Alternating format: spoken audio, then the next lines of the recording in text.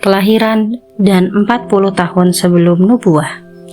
Kelahiran Rasulullah Shallallahu Alaihi Wasallam dilahirkan di tengah keluarga Bani Hashim di Makkah pada Senin pagi tanggal 9 Rabiul Awal, permulaan tahun dari peristiwa gajah, dan 40 tahun setelah kekuasaan Kisra Anushirwan atau bertepatan dengan tanggal 20 atau 22 bulan April tahun 571 Masehi. Berdasarkan penelitian ulama terkenal Muhammad Sulaiman Al-Manshurfuri dan peneliti astronomi Mahmud Basha. Ibnu Sa'ad meriwayatkan bahwa ibu Rasulullah Shallallahu Alaihi Wasallam berkata, "Setelah bayiku keluar, aku melihat ada cahaya yang keluar dari kemaluanku, menyinari istana-istana di Syam." Ahmad juga meriwayatkan dari Al-Arbad bin Syariah yang isinya serupa dengan perkataan tersebut. Diriwayatkan bahwa ada beberapa bukti pendukung kerasulan, bertepatan dengan saat kelahiran beliau, yaitu runtuhnya 10 balkon istana Kisra dan padamnya api yang biasa disembah orang-orang Majusi, serta runtuhnya beberapa gereja di sekitar Buhairah setelah gereja-gereja itu ambles ke tanah. Yang demikian ini diriwayatkan Al-Baihaqi sekalipun tidak diakui Muhammad Al-Ghazali. Setelah Aminah melahirkan, dia mengirim utusan ke tempat kakeknya Abdul Muthalib untuk menyampaikan kabar gembira tentang kelahiran cucunya. Maka Abdul Muthalib datang dengan perasaan sukacita, lalu membawa beliau ke dalam Ka'bah, seraya berdoa kepada Allah dan bersyukur kepadanya. Dia memilih nama Muhammad bagi beliau. Nama ini belum pernah dikenal di kalangan Arab. Beliau dihitan pada hari ke-7, seperti yang biasa dilakukan orang-orang Arab. Wanita pertama yang menyusui beliau setelah ibundanya adalah Suwaibah, hamba sahaya Abu Lahab, yang kebetulan sedang menyusui anaknya yang bernama Masruh, yang sebelum itu wanita ini juga menyusui Hamzah bin Abdul Muthalib. Setelah itu, dia menyusui Abu Salamah bin Abdul Asad al-Makhzumi. Di tengah Bani Sa'ad. Tradisi yang berjalan di kalangan bangsa Arab yang relatif sudah maju, mereka mencari wanita-wanita yang bisa menyusui anak-anaknya sebagai langkah untuk menjauhkan anak-anak itu dari penyakit yang bisa menjalar di daerah yang sudah maju, agar tubuh bayi menjadi kuat, otot-ototnya kekar, dan agar keluarganya yang menyusui bisa melatih bahasa Arab dengan fasih. Maka Abdul Muthalib mencari wanita dari Bani Sa'ad bin Bakr agar menyusui beliau, yaitu Halimah bin Abdul Zu'aib dengan didampingi suaminya Al-Haris bin Abdul Uzza yang berjuluk Abu Kabsyah dari kabilah yang sama.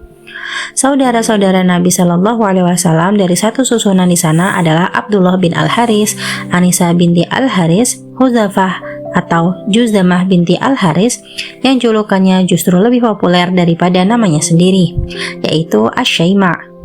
Wanita inilah yang menyusui beliau, dan Abu Sufyan bin Al-Haris bin Abdul Muthalib, anak paman beliau. Paman beliau, Hamzah bin Abdul Muthalib, juga disusui di Bani Sa'ad bin Bakr. Suatu hari, ibu susuan Rasulullah Shallallahu Alaihi Wasallam ini juga pernah menyusui Hamzah selagi beliau masih dalam susuannya.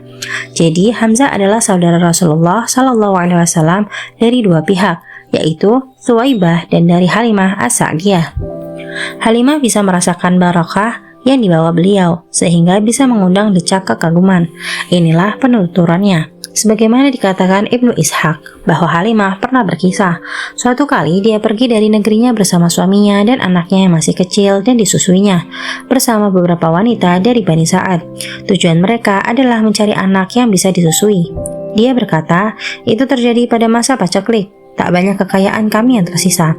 Aku pergi sambil naik keledai betina berwarna putih milik kami dan seorang onta yang sudah tua dan tidak bisa diambil susunya lagi walau setetes. Sepanjang malam, kami tidak pernah tidur karena harus menina bobokan bayi kami yang terus-menerus menangis karena kelaparan. Air susuku juga tidak bisa diharapkan, sekalipun kami tetap masih bisa mengharapkan adanya uluran tangan dan jalan keluar. Aku pun pergi sambil menunggang keledai betina milik kami dan hampir tak pernah turun dari punggungnya, sehingga keledai itu pun semakin lemah kondisinya. Akhirnya kami serombongan tiba di Mekah dan kami langsung mencari bayi yang bisa kami susui. Setiap wanita dari rombongan kami yang ditawari, Rasulullah Shallallahu Alaihi Wasallam pasti menolaknya setelah tahu bahwa beliau adalah anak yatim. Tidak mengherankan sebab memang kami mengharapkan imbalan yang cukup memadai dari bapak bayi yang hendak kami susui. Kami semua berkata, Dia adalah anak yatim. Tidak ada pilihan bagi ibu dan kakek beliau, karena kami tidak menyukai keadaan seperti itu. Setiap wanita dari rombongan kami sudah mendapatkan bayi yang disusuinya, kecuali aku sendiri. Tatkala kami sudah bersiap-siap untuk kembali, aku berkata kepada suamiku, "Demi Allah, aku tidak ingin kembali bersama teman-temanku wanita tanpa membawa seorang bayi yang disusui. Demi Allah, aku benar-benar akan mendatangi anak yatim itu dan membawanya." Memang ada baiknya jika engkau melakukan hal itu. Semoga saja Allah mendatangkan barokah bagi kita pada diri anak itu. Halimah melanjutkan penuturannya. Maka aku pun menemui bayi itu, beliau dan aku siap membawanya. Tatkala menggendongnya, seakan-akan aku tidak merasa repot karena mendapat beban yang lain. Aku segera kembali menghampiri hewan tungganganku, dan tatkala puting susuku kusodorkan kepadanya, bayi itu bisa menyodot air susu sesukanya dan meminumnya hingga kenyang. Anak kandungku sendiri juga bisa menyodot air susunya sepuasnya hingga kenyang. Setelah itu, keduanya tertidur pulas. Padahal sebelum itu kami tak pernah tidur sepicing pun karena mengurus bayi kami. Suamiku menghampiri ontanya yang sudah tua. Ternyata air susunya menjadi penuh, maka kami memerahnya. Suamiku bisa minum air susu onta kami. Begitu pula aku, hingga kami benar-benar kenyang. Malam itu adalah malam yang terasa paling indah bagi kami. Demi Allah, tahukah engkau wahai Halimah, engkau telah mengambil satu jiwa yang penuh barokah, kata suamiku pada esok harinya. Demi Allah, aku pun berharap yang demikian itu, kataku. Halimah melanjutkan penuturannya. Kemudian kami pun bersiap-siap pergi menunggangi keledaiku. Semua bawaan kami juga kunaikan bersama di atas punggungnya. Demi Allah, setelah kami menempuh perjalanan sekian jauh, tentulah keledai-keledai mereka tidak akan mampu membawa beban seperti yang aku bebankan di atas punggung keledaiku. Sehingga rekan-rekanku berkata kepadaku, "Wahai putri Abu Zu'aib, celakalah engkau. Tunggulah kami. Bukankah ini keledaimu yang pernah engkau bawa bersama kita dulu?" Demi Allah, begitulah, ini adalah keledaiku yang dulu, kataku. Demi Allah, keledaimu itu kini bertambah perkasa, kata mereka. Kami pun tiba di tempat tinggal kami di daerah Bani Sa'ad. Aku tidak pernah melihat sepetak tanah pun yang lebih subur saat itu. Domba-domba kami datang menyongsong kedatangan kami dalam keadaan kenyang dan air susunya juga penuh berisi, sehingga kami bisa memerahnya dan meminumnya. Sementara setiap orang yang memerah air susu hewannya sama sekali tidak mengeluarkan air susu walau setetes pun, dan kelenjar susunya juga kempes. Sehingga mereka berkata garang kepada para penggembalanya, "Celakalah kalian, lepaskanlah hewan gembalaan kalian seperti yang dilakukan gembalanya putri Abu Zubaid." Namun domba-domba mereka pulang ke rumah tetap dalam keadaan lapar dan setetes pun tidak mengeluarkan air susu. Sementara domba-dombaku pulang dalam keadaan kenyang dan kelenjar susunya penuh berisi. Kami senantiasa mendapatkan tambahan barokah dan kebaikan dari Allah selama 2 tahun menyusui anak susuan kami. Lalu kami menyapihnya. Dia tumbuh dengan baik, tidak seperti bayi-bayi yang lain, bahkan sebelum usia 2 tahun pun dia sudah tumbuh pesat.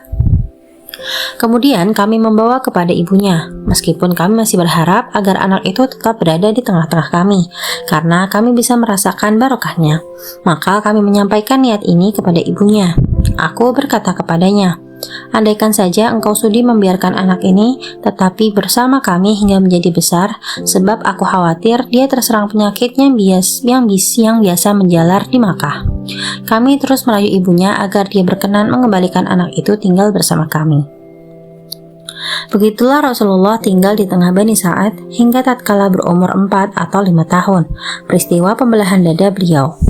Muslim meriwayatkan dari Anas bahwa Rasulullah SAW didatangi Jibril, yang saat itu beliau sedang bermain-main dengan beberapa anak kecil lainnya.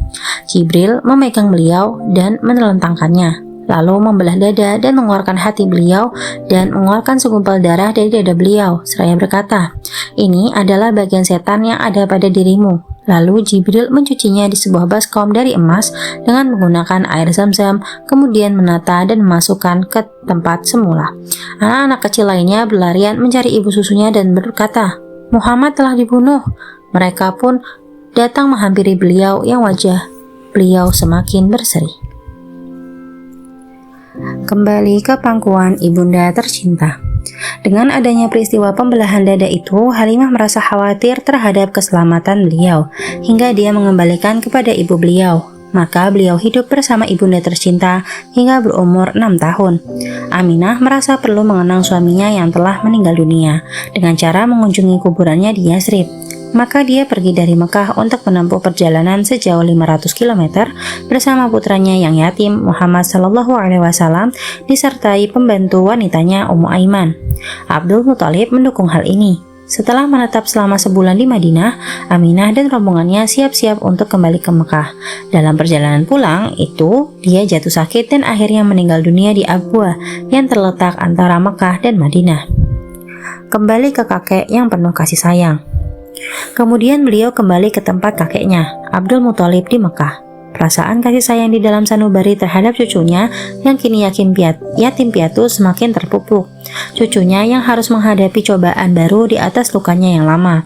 Hatinya bergetar oleh perasaan kasih sayang yang tidak pernah dirasakannya sekalipun terhadap anak-anaknya sendiri.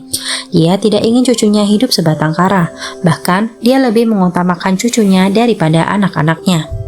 Ibnu Hashim berkata, ada sebuah dipan yang diletakkan di dekat Ka'bah untuk Abdul Muthalib. Kerabat-kerabatnya biasa duduk di sekeliling dipan itu hingga Abdul Muthalib keluar ke sana, dan tak seorang pun di antara mereka yang berani duduk di dipan itu sebagai penghormatan terhadap dirinya. Suatu kali, selagi Rasulullah SAW menjadi anak kecil yang montok, beliau duduk di atas dipan itu. Paman-paman beliau langsung memegang dan menahan agar tidak duduk di dipan itu. Tatkala Abdul Muthalib melihat kejadian ini, dia berkata, biarkanlah anakku ini, demi Allah sesungguhnya dia akan memiliki kedudukan yang agung. Kemudian Abdul Muthalib duduk bersama beliau di atas dipannya sambil mengelus punggung beliau dan senantiasa merasa gembira terhadap apapun yang beliau lakukan. Pada usia 8 tahun, lebih 2 bulan 10 hari dari umur Rasulullah SAW, kakek beliau meninggal dunia di Mekah. Sebelum meninggal, Abdul Muthalib sudah berpesan menitipkan pengasuhan sang cucu kepada pamannya Abu Thalib, saudara kandung bapak beliau. Di bawah asuhan paman, Abu Thalib melaksanakan hak anak saudaranya dengan sepenuhnya dan menganggap seperti anaknya sendiri. Bahkan Abu Thalib lebih mendahulukan kepentingan beliau daripada anak-anaknya sendiri, mengkhususkan perhatian dan penghormatan. Hingga berumur lebih dari 40 tahun, beliau mendapatkan kehormatan di sisi Abu Thalib, hingga di bawah penjagaannya rela menjalin persahabatan dan bermusuhan dengan orang lain demi membela diri beliau. Pembahasan mengenai masalah ini akan disampaikannya di tempatnya sendiri. Meminta hujan dengan wajah beliau. Ibnu Asakir mentakhrij dari Julhumah bin Arfatah, dia berkata, tatkala aku tiba di Mekah, orang-orang yang sedang dilanda musim paceklik. Orang-orang Quraisy berkata, wahai Abu Thalib, lembah sedang berkekeringan dan kemiskinan melanda, marilah kita berdoa meminta hujan. Maka Abu Thalib keluar bersama seorang anak kecil yang seolah-olah wajahnya adalah matahari yang membawa mendung, yang menampakkan awan sedang berjalan pelan-pelan. Di sekitar Abu Thalib juga ada beberapa anak kecil lainnya. Dia memegang anak kecil itu dan menempelkan punggungnya ke dinding Ka'bah. Jadi jemarinya memegangi anak itu. Langit tadinya bersih dari mendung. Tiba-tiba saja mendung itu datang dari segala penjuru, lalu menurunkan hujan yang sangat deras, hingga lembah-lembah terairi dan ladang-ladang menjadi subur. Abu Thalib mengisyaratkan hal ini dalam syair yang dibacakannya. Putih berseri meminta hujan dengan wajahnya, penolong anak yatim dan pelindung wanita janda. Bahira sang rahib. Selagi usia Rasulullah SAW mencapai 12 tahun dan ada yang berpendapat lebih 2 bulan 10 hari, Abu Thalib mengajak beliau pergi berdagang dengan tujuan Syam hingga tiba di Busra, suatu daerah yang sudah termasuk Syam dan merupakan ibu kota Hauran, yang juga merupakan ibu kotanya orang-orang Arab, sekalipun di bawah kekuasaan bangsa Romawi. Di negeri ini ada seorang rahib yang dikenal dengan sebutan Bahira, yang nama aslinya adalah Jurjis. Tatkala rombongan singgah di daerah ini, maka sang rahib menghampiri mereka dan mempersilahkan mereka mampir ke tempat tinggalnya sebagai tamu kehormatan.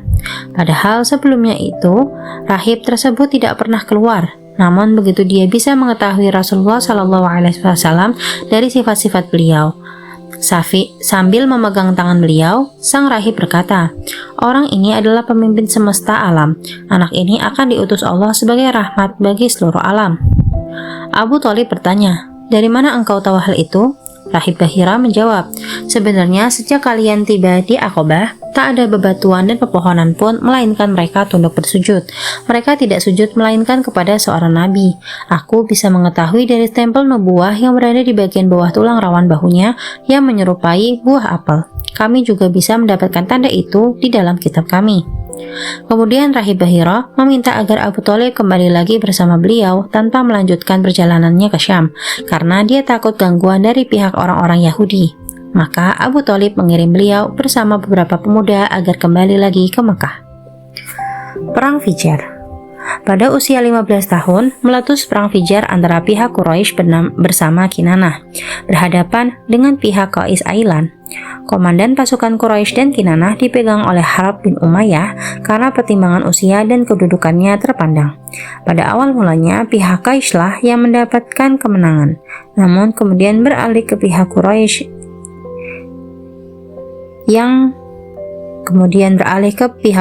dan Kinanah, di mana perang Fijar karena terjadi pelanggaran terhadap kesucian tanah haram dan bulan-bulan suci.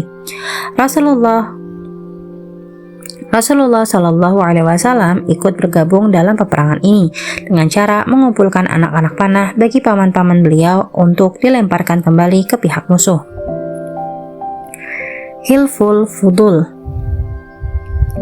Pengaruh dari peperangan ini diadakan Hilful Fudul pada bulan Dzulqa'dah pada bulan suci yang melibatkan beberapa kabilah Quraisy, yaitu Bani Hashim, Bani Al-Muthalib, Asad bin Abdul Uzza, Zuhrah bin Kilab, dan Taimi bin Murrah. Mereka berkumpul di rumah Abdullah bin Jud'ad At-Taimi karena pertimbangan umur dan kedudukannya yang terhormat. Mereka mengukuhkan perjanjian dan kesepakatan bahwa tak seorang pun dari penduduk Mekah dan juga lainnya yang dibiarkan teraniaya. Siapa yang teraniaya, maka mereka sepakat untuk berdiri di pihaknya. Sedangkan terhadap siapa yang berbuat zalim, maka kezalimannya harus dibalaskan. Perjanjian ini juga dihadiri Rasulullah Shallallahu Alaihi Wasallam. Setelah Allah memuliakan dengan risalah, beliau bersabda, aku pernah mengikuti perjanjian yang dikukuhkan di rumah Abdullah bin Jud'an, suatu perjanjian yang lebih disukai daripada keledai yang terbagus. Andai kata aku diundang untuk perjanjian itu semasa Islam, tentu aku akan memenuhinya. Ruh dari perjanjian ini ialah mengenyahkan keberanian model jahiliyah yang lebih banyak dibangkitkan rasa fanatisme. Ada yang berpendapat sebab dari perjanjian ini karena ada seorang dari Zubaid yang tiba di Mekah sambil membawa barang dagangan. Lalu barang-barang dagangannya itu dibeli Al-Ash bin Wa'il Asyahmi. Namun Al-Ash tidak memenuhi hak-haknya dan juga mengkhianati sekutu-sekutunya yang lain dari Abduddad, Makhzum, Jumah, Saham, dan Adi. Oleh karena itu, mereka pun tidak lagi mempedulikannya. Lalu orang dari Zubaid itu naik ke atas bukit Abu Qubais dan memperdengarkan syair-syair yang menggambarkan kezaliman Al-Ash dengan suara yang keras. Saat itu Az-Zubair bin Abdul Muthalib lewat di dekatnya, lalu bertanya, mengapa ada orang yang tertinggal? Lalu mereka berkumpul di Hilful Fudul, lalu menghampiri Al-Ash bin Wa'il untuk memprotes pelanggarannya terhadap hak-hak orang Zubaidi itu. Padahal sebelum itu mereka sudah mengikat persekutuan dengannya. Menggembala kambing. Pada awal masa remaja, Rasulullah Shallallahu Alaihi Wasallam tidak mempunyai pekerjaan tetap. Hanya saja, beberapa riwayat menyebutkan beliau biasa menggembala kambing di kalangan Bani Sa'ad dan juga di Mekah dengan imbalan uang beberapa dinar. Pada usia 25 tahun, beliau pergi berdagang ke Syam menjalankan barang dagang milik Khadijah. Ibnu Ishaq menuturkan Khadijah binti Khuwailid adalah seorang wanita pedagang terpandang dan kaya raya. Dia biasa menyuruh orang-orang menjalankan barang dagangannya dengan membagi sebagian hasilnya kepada mereka. Sementara orang-orang Quraisy memiliki hobi berdagang. Tatkala Khadijah mendengar kabar tentang kejujuran perkataan beliau, kredibilitas dan kemuliaan akhlak beliau, maka dia pun mengirimkan utusan dan menawarkan kepada beliau agar berangkat ke Syam untuk menjalankan barang dagangannya. Dia siap memberikan imbalan jauh lebih banyak dari imbalan yang pernah dia berikan kepada pedagang yang lain. Beliau harus pergi bersama seorang pembantu yang bernama Maisarah. Beliau menerima tawaran ini, maka beliau berangkat ke Syam untuk berdagang dengan disertai Maisarah. Menikah dengan Khadijah. Setibanya di Mekah dan setelah Khadijah tahu keuntungan dagangannya yang melimpah, yang tidak pernah dilihatnya sebanyak itu sebelumnya, apalagi setelah pembantunya Maisarah mengabarkan kepadanya apa yang dilihatnya pada diri beliau selama menyertainya. Bagaimana sifat-sifat beliau yang mulia, kecerdikan dan kejujuran beliau, maka seakan-akan Khadijah mendapatkan barang yang pernah hilang dan sangat diharapkannya. Sebenarnya sudah banyak para pemuka dan pemimpin kaum yang hendak menikahinya, namun dia tidak mau. Tiba-tiba saja dia teringat seorang rekannya, Nafisah binti Munyah. Dia meminta agar rekannya ini menemui beliau dan membuka jalan agar mau menikah dengan Khadijah. Ternyata beliau menerima tawaran itu. Lalu beliau menemui paman-paman beliau. Kemudian paman-paman beliau menemui paman Khadijah untuk mengajukan lamaran. Setelah semuanya dianggap beres, maka perkawinan siap dilaksanakan. Yang ikut hadir dalam pelaksanaan akad nikah adalah Bani Hashim dan para pemuka Bani Mudhar. Hal ini terjadi 2 bulan sepulang beliau dari Syam. Mas kawin beliau 20 ekor onta muda. Usia Khadijah sendiri 40 tahun, yang pada masa itu dia merupakan wanita yang paling terpandang, cantik, pandai dan sekaligus kaya. Dia adalah wanita pertama yang dinikahi Rasulullah SAW. Beliau tidak pernah menikahi wanita lain sampai Khadijah meninggal dunia. Semua putra-putri beliau selain Ibrahim yang dilahirkan Maryah Al-Qibtiyah dilahirkan dari rahim Khadijah. Yang pertama adalah Al-Qasim, dan dengan nama ini pula Rasulullah dijuluki Abul Qasim. Kemudian Zainab, Ruqayyah, Ummu Kulsum, Fatimah, dan Abdullah. Abdullah ini dijuluki At-Thayyib dan At-Thahir. Semua putra beliau meninggal dunia selagi masih kecil, sedangkan semua putri beliau sempat menjumpai Islam dan mereka masuk Islam serta ikut hijrah. Hanya saja mereka semua meninggal dunia selagi beliau masih hidup, kecuali Fatimah. Dia meninggal selang 6 bulan sepeninggal beliau untuk bersua dengan beliau. Renovasi Ka'bah dan pengambilan keputusan. Pada usia 35 tahun, orang-orang Quraisy sepakat untuk merenovasi Ka'bah. Ka'bah pada itu berupa susunan batu-batu lebih tinggi dari badan manusia, tepatnya 9 hasta yang dibangun sejak masa Ismail tanpa ada atapnya, sehingga banyak pencuri yang suka mengambil barang-barang berharga yang tersimpan di dalamnya. Dengan kondisi seperti itu, bangunan Ka'bah semakin rapuh dan dindingnya pun sudah pecah-pecah. 5 tahun sebelum kenabian, Makkah dilanda banjir besar hingga meluap ke Baitul Haram, sehingga sewaktu-waktu bisa membuat Ka'bah runtuh. Sementara itu, orang-orang Quraisy dihinggapi perasaan bimbang antara merenovasi Ka'bah dan membiarkannya seperti apa adanya. Namun akhirnya mereka sepakat untuk tidak memasukkan bahan-bahan bangunannya kecuali yang baik-baik. Mereka tidak menerima masukan upah dari pelacur, jual beli dengan sistem riba, dan rampasan terhadap harta orang lain. Sekalipun begitu, mereka merasa takut untuk merobohkannya. Akhirnya, Al-Walid bin Al-Mughirah Al-Makhzumi mengawali perobohan bangunan Ka'bah, lalu diikuti semua orang. Setelah tahu tidak ada sesuatu pun yang menimpa Al-Walid, mereka terus bekerja merobohkan setiap bangunan Ka'bah hingga sampai rukun Ibrahim. Setelah itu, mereka siap membangunnya kembali. Mereka membagi sudut-sudut Ka'bah dan mengkhususkan setiap kabilah dengan bagiannya sendiri-sendiri. Setiap kabilah mengumpulkan batu-batu yang baik dan mulai membangun. Yang bertugas menangani urusan pembangunan Ka'bah ini adalah seorang arsitek berkebangsaan Romawi yang bernama Bakum. Tatkala pembangunan sudah sampai di bagian Hajar Aswad, mereka saling berselisih tentang siapa yang berhak mendapat kehormatan meletakkan Hajar Aswad itu di tempatnya semula. Perselisihan ini terus berlanjut selama 4 atau 5 hari tanpa ada keputusan. Bahkan perselisihan itu semakin meruncing dan hampir saja menjurus kepada pertumpahan darah di tanah suci.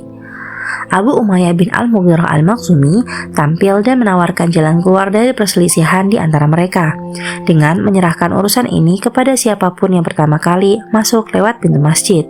Mereka menerima cara ini. Allah menghendaki orang yang berhak tersebut adalah Rasulullah SAW. Tatkala mengetahui hal ini, mereka berbisik-bisik, "Inilah Al-Amin, kami ridho kepadanya. Inilah dia Muhammad."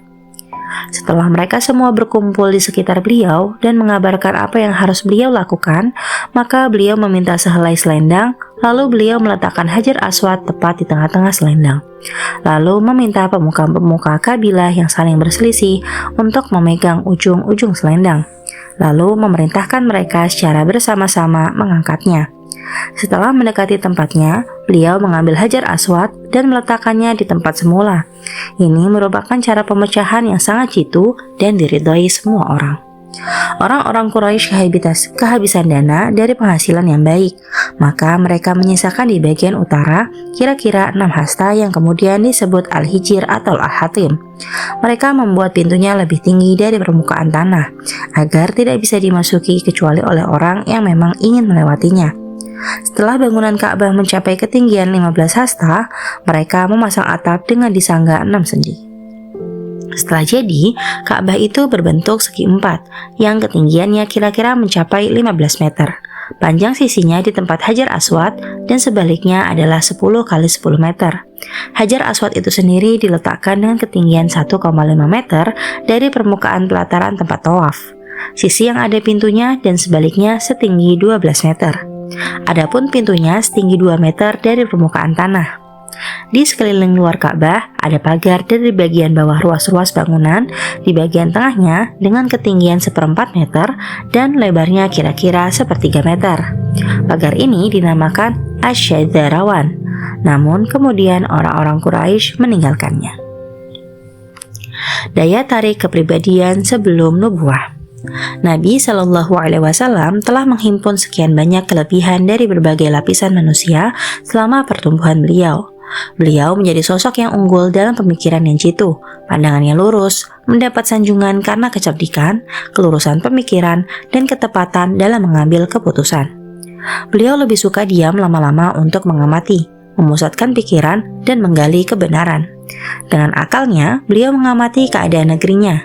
Dengan fitrahnya yang suci, beliau mengamati lembaran-lembaran kehidupan, keadaan manusia, dan berbagai golongan. Beliau merasa risih terhadap khurafat dan menghindarinya. Beliau berhubungan dengan manusia dengan mempertimbangkan keadaan dirinya dan keadaan mereka. Selagi mendapatkan yang baik, maka beliau mau bersekutu di dalamnya. Jika tidak, maka beliau lebih suka dengan kesendiriannya. Beliau tidak mau meminum khamar, tidak mau makan daging hewan yang disembelih untuk dipersembahkan kepada berhala, tidak mau menghadiri upacara atau pertemuan untuk menyembah patung-patung. Bahkan semenjak kecil beliau senantiasa menghindari jenis-jenis penyembahan yang batil ini, sehingga tidak ada sesuatu yang lebih beliau benci selain daripada penyembahan kepada patung-patung ini. Dan hampir-hampir beliau tidak sanggup menahan kesabaran tatkala mendengar sumpah yang disampaikan kepada Lata dan Uzza. Tidak diragukan lagi bahwa takdir telah mengelilingi agar beliau senantiasa terpelihara. Jika ada kecenderungan jiwa yang tiba-tiba menggelitik untuk mencicipi sebagian kesenangan dunia atau ingin mengikuti sebagian tradisi yang tidak terpuji, maka pertolongan Allah masuk sebagai pembatas antara diri beliau dan kesenangan atau kecenderungan itu. Ibnul Athir meriwayatkan bahwa Rasulullah Shallallahu Alaihi Wasallam pernah bersabda, "Tidak pernah terlintas dalam benakku suatu keinginan untuk mengikuti kebiasaan yang dilakukan orang-orang jahiliyah kecuali hanya 2 kali. Namun kemudian Allah menjadi penghalang antara diriku dan keinginan itu. Setelah itu aku tidak lagi berkeinginan sedikit pun hingga Allah memuliakan aku dengan risalahnya." Suatu malam aku pernah berkata kepada seorang pemuda yang sedang menggembala kambing bersamaku, karena aku hendak masuk Mekah dan hendak mengobrol di sana seperti dilakukan para pemuda lain. "Aku akan melaksanakannya," kata pemuda rekanku. Maka aku beranjak pergi. Di samping rumah pertama yang kulewati di Mekah, aku mendengar suara tabuhan rebana. "Ada apa ini?" aku bertanya. Orang-orang menjawab, "Perhelatan pernikahan Fulan dan Fulanah."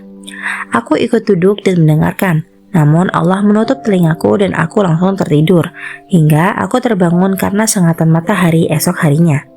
Aku kembali menemui rekanku dan dia langsung menanyakan keadaanku. Maka aku mengabarkan apa yang terjadi. Pada malam lainnya, aku berkata seperti itu pula dan berbuat hal yang sama. Namun lagi-lagi aku mengalami kejadian yang sama seperti malam sebelumnya. Maka setelah itu aku tidak lagi ingin berbuat hal yang buruk. Al-Bukhari meriwayatkan dari Jabir bin Abdullah, dia berkata, tatkala Ka'bah sedang direnovasi, Nabi Shallallahu Alaihi Wasallam ikut bergabung bersama Abbas mengambil batu. Abbas berkata kepada beliau, angkatlah jubahmu hingga di atas lutut agar engkau tidak terluka oleh batu. Namun karena itu beliau justru jatuh terjerembab ke tanah. Maka beliau menghujamkan pandangannya ke langit kemudian bersabda, "Ini gara-gara jubahku, ini gara-gara jubahku." Lalu beliau mengikatkan jubahnya. Dalam riwayat lain disebutkan, setelah itu tidak pernah terlihat beliau menampakkan auratnya. Nabi Shallallahu Alaihi Wasallam menonjol di tengah kaumnya karena perkataannya yang lemah lembut, akhlaknya yang utama, dan sifat-sifatnya yang mulia. Beliau adalah orang yang paling utama kepribadiannya di tengah kaumnya, paling bagus akhlaknya, paling terhormat dalam pergaulannya dengan para tetangga, paling lemah lembut, paling jujur perkataannya, paling terjaga jiwanya, paling terpuji kebaikannya, paling baik amalnya, paling banyak memenuhi janji, paling bisa dipercaya, hingga mereka menjuluki Al-Amin, karena beliau menghimpun semua keadaan yang baik dan sifat-sifat yang diridhoi orang lain. Keadaan beliau juga digambarkan Ummul Mukminin Khadijah radhiyallahu anha. Beliau membawa bebannya sendiri, memberi orang miskin, menjamu tamu, dan menolong siapapun yang hendak menegakkan kebenaran.